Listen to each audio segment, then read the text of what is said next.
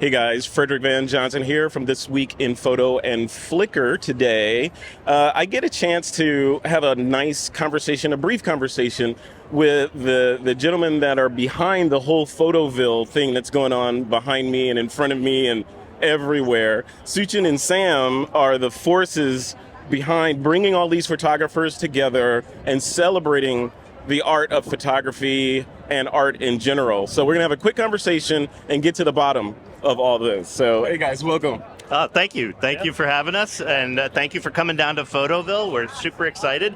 I will say, it's really important to know that this is a team effort. Sam and I certainly do, push forward and take the lead. He's one of the co-founders. There's two other co-founders, Laura and Dave. They've entrusted me with a lot of responsibility, but it is impossible to pull this off without a team, and it is impossible to pull it off without a community. Yeah. So I want to say, we call this space the Photo Village, and there's a reason for that. This is really intended to be a village, a place where people can gather and commune and be in community. Yeah. And we're really, really happy to be able to share it with you. Walking over here from my hotel, as I got closer, I could feel the energy and the creative. I don't know if it's just me and my imagination, but it felt more creative as I got over here. So let's start there. And I want to get both of your perspectives on this. What you've built here, Photoville, why? What's it for? What was missing in the industry that you guys decided, okay, we got to build this, or your team decided we got to put this thing together? How did it go? I mean, I'm going to toss this one to Sam, because as one of the founders, he literally made the decision to embark on this fantastic journey that we're on right now. All right, Sam. What was the impetus? Why did this happen? I mean, the other day, if you're a photographer, right? You're holding your camera, you're running places, be it like fashion, war, just nature. You're alone. It's you and your camera communing. Yeah. But then you need there's a lot of high stress moments. And then you need to be with your people and share and talk and sit down over a beer or water or a coffee in my case. Yeah. Right? A lot of coffee in my case. Yeah. But that's the thing. It's you need that space. And I think that space is best fostered around other photography because it gives you something to talk about. Yeah. So we envision is you'll come down here, you'll see at the time 27 exhibits. That was year one, 87 now. Wow. Yeah, that was a shift there. And we thought, okay, you'll walk around, you'll see a bunch of things. Okay, I've seen enough. I'm gonna sit down, grab a drink, and I'm gonna sit in front of someone else and go, what did you see? Yeah. What did you think? And it's in that moment of in conversation with other people who do what you do, but you're no longer the lone wolf idea of you're in community. And we thought it would work, and we're sort of when you do something, you're I think it'll work. Yeah. And then it took off like wildfire. I mean, we started with 4 containers. It quickly jumped to 27 containers. Mm-hmm. And before the pandemic, we had 67 containers and a total of 95 shows. When you say containers, what are we talking about? We're talking old school metal, steel, hulking shipping containers that are, at this point, are out of circulation, right? They tour usually for 5-7 years, and because they're no longer seaworthy, so they end up on land, right? They become storage, they become art exhibits. So we take over them, we paint them, we fix them up, we dress them in photography. And we treat them like little theaters. I always, even though I'm not a theater person, I think each one is a little black box theater. You can do whatever you want. You only have 8 feet by 20 feet, but you can do whatever you can. That's a lot, though. That's a lot. It can be a lot. It can be amazing. And it's been 13 years, and I'm still surprised at how people find new ways to use the containers. I thought we've done everything. No. Yeah. It's there's always something new. What year did Photoville start? What was year one like? 2012. And technically, we took part in the Dumb Arts Festival, which was an arts street festival. Mm-hmm. We had 4 shipping containers, and it was one of those things where we got a small grant from Two Trees Management here in Dumbo. We're we got 10 grand. We can change the world. So we rented 4 containers. We got an Estonian artist, a Japanese artist, a Greek artist, and then one from Guatemala. And we're you each have a container. What will you do with it? Yeah. And we had 1 pop-up tent, and I mean it was hilarious. It was fantastic, and we thought this is the biggest thing we're gonna do, right? Yeah. This is literally 3 months into us being a company, and next thing we know, there's just lines. When I say line, I mean just lines at the door. People are lining for 2 hours, patiently waiting to get into a container, and we're there's something here. And then Regina Meyer, who at the time was helping develop Brooklyn Park, went with her daughter, and she's who are you people? What is this? Yeah. And we explained, and she's we've got to touch my park. So they gave us 60,000 square feet of space. Said, what would you do with this? So. Isn't that great? And that was it. We just started rolling with it. You guys are onto something, I think. Yeah, obviously. I see a little momentum. I don't know. So, A little bit. So going to continue, obviously, into the foreseeable future. Yeah. Oh, definitely, definitely. I mean, I'll say, before I was a festival producer, I was a fan. I didn't come to the first one, but I came to the second one and every single one since. And one of the things that's so inspiring to me and that makes me so proud to be a part of Photoville is, the person building Brooklyn Bridge Park stumbles into it, right? This wasn't planned. There wasn't an invitation. There was no goal here. There was no ulterior motive. It was just a group of people trying to present artists and artwork, and that was all it was. But putting it in public space, putting it in the path of people, not expecting them to take a detour to find you, but rather you're finding them, and you're integrating art. We are integrating art into people's everyday lives, right? It shouldn't be that art, it's fantastic when you make a special trip for art. It makes it really sacred and really special. And, I'm the kind of person that does view places that display art as sacred spaces. But we also need the other part of it, where you don't have to go seek it out, it seeks you out. You go for a beautiful walk in your local park on a Sunday afternoon and suddenly find yourself immersed inside an art festival, inside a photo village. And that is magical. I think it truly makes people feel like their lives are magical. Yeah. Yeah, it is magical. And one of the things that from a marketing standpoint, I look at this and I'm thinking, these guys are kind of pursuing the surprise and delight thing, right? Because of the foot traffic that's coming through here, and who knows what the whole butterfly effect is going to have on the people that walk through, right? So to wrap it up, I guess my two final questions would be to both of you.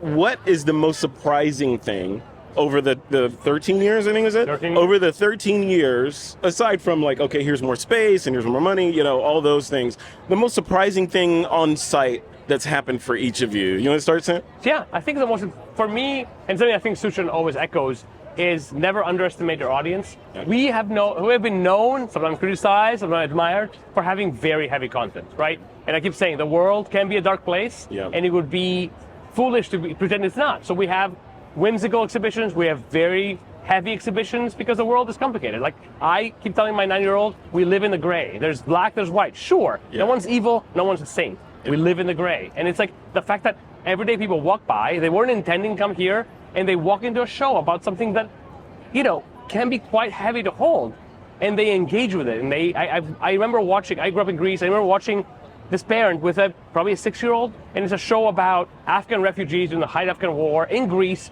being abused by the Greek police, right? Which to me was difficult because this is my country, like, this shouldn't be doing this. Right. But this man is walking willingly with a 6-year-old, and the 6-year-old's asking, well, Dad, why are they doing this? And the fact that he didn't run away, he sat there and explained, what was happening, why it was happening, why it was wrong, what we have to do to change it. And to me, it was like that moment, I was like, oh my God, like, I didn't have a kid yet at the time. I was like, I'm so proud of this parent, going, I want to be that parent that walks a 6-year-old going, yes, this is bad, and this is how we fix it. This is where we try to do our part to fix it, but we must be witnesses to it, because that's how it stops. Yeah, right? yeah. So that's to right. me, that was it. That was I love moment. that we live in the gray thing. Yeah, I love that. I mean, that's so appropriate. It should be a news channel called Gray. Absolutely, not black and It's white. not. Yeah, it's too much contrast. We need less contrast in the world. Exactly. It's great. The vast middle. Yeah, The vast middle. exactly. And that's where we all live, right? Yeah. I think what's always been so surprising and delightful to me, honestly, about Photoville is the work of youth. Right?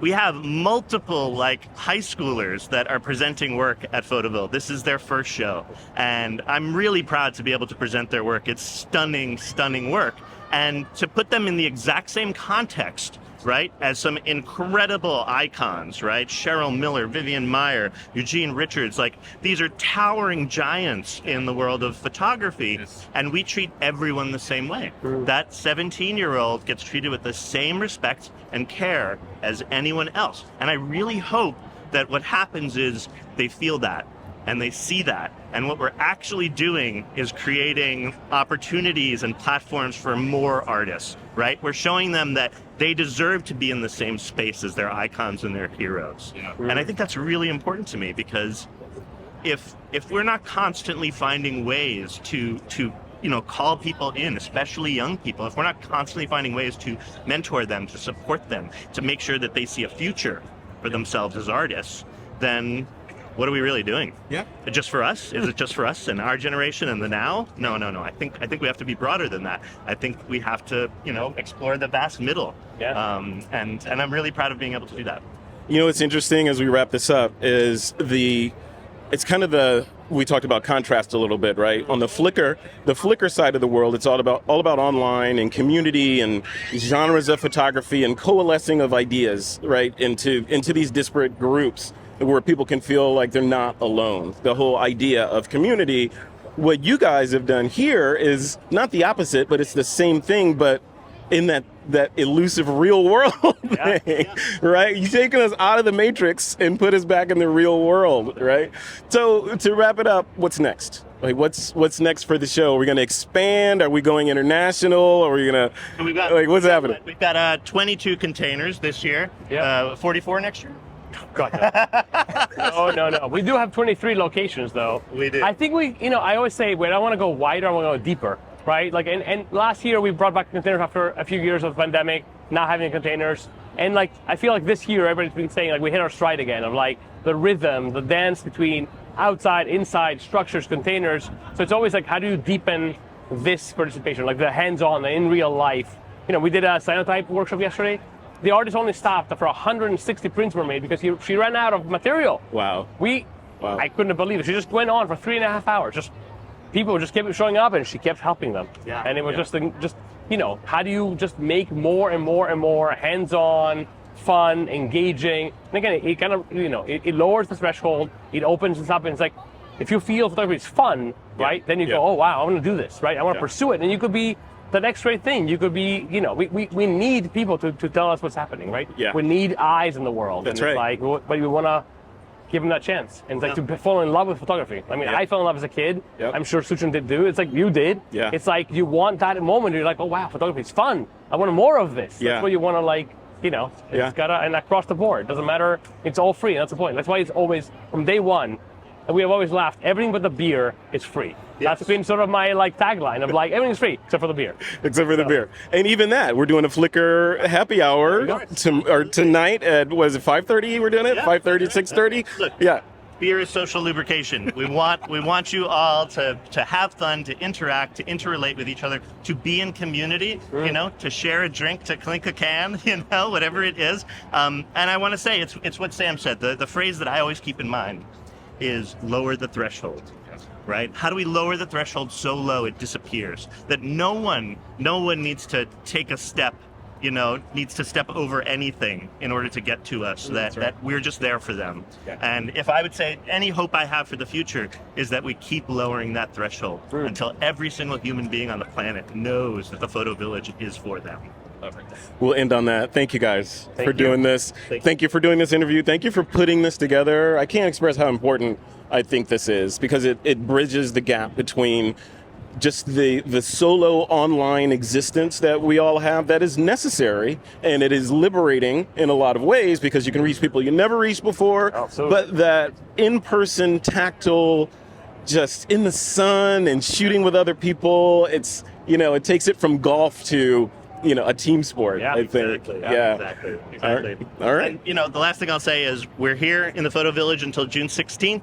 Please come on down and join us. We also have tons of content over at the South Street Seaport on June 8th and 9th and the 15th, 16th. And then the last thing we're going to do is a very special symposium this year called the Enfant Symposium. And it is specifically celebrating female and femme-identifying African-American photographers. I think it's going to be a really, really important moment in photo history. And I hope all of you can join us. That's very good. Gentlemen, thank you. And I encourage folks to check out the Flickr gallery that we have set up for Photoville. So head in there, look at what's going on here, what people are shooting, and deposit some photos in there, and follow Photoville and come either this week or next year when it happens again. It's yearly, right? Yeah. That's right. Every year. Yep. Every year. All right. That's it. Thank you, guys.